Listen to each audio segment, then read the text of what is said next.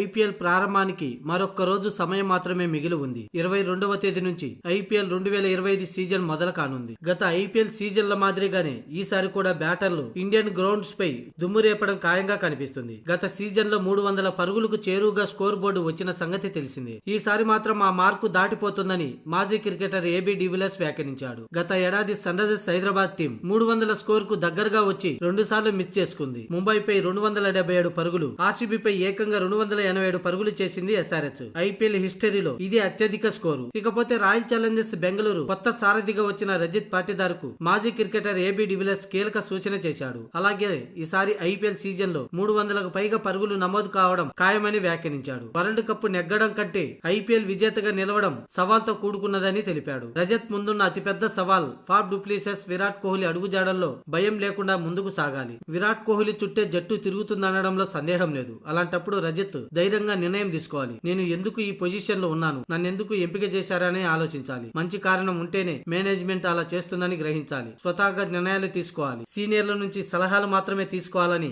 రజత్ పట్టేదార్ కు AB de Villiers సూచించాడు. ఇకపోతే ఐపీఎల్ లో ఇంపాక్ట్ రూల్ తో ఆట తీరు చాలా మారిపోయింది. దీనివల్ల టాప్ 3 బ్యాటర్లు ఎక్కువగా రిస్క్ తీసుకునేందుకు అవకాశం కలిగింది. అందుకే ఈసారి ఐపీఎల్ లో 300కు పైగా స్కోర్లను చూస్తామని అనుకుంటున్నా అని డివిలియర్స్ వ్యాఖ్యానించాడు. జట్టు పరంగా చూస్తే పంజాబ్, ముంబై, ఢిల్లీ, సన్ రైజర్స్ హైదరాబాద్ 300కు పైగా స్కోర్ ను బాదే సత్తా ఉన్న టీంలని, అలాగే ఆర్సీబీ కూడా ఈ మార్కును అందుకునే అవకాశం ఉందని ఏబీ డివిలియర్స్ పేర్కొన్నాడు.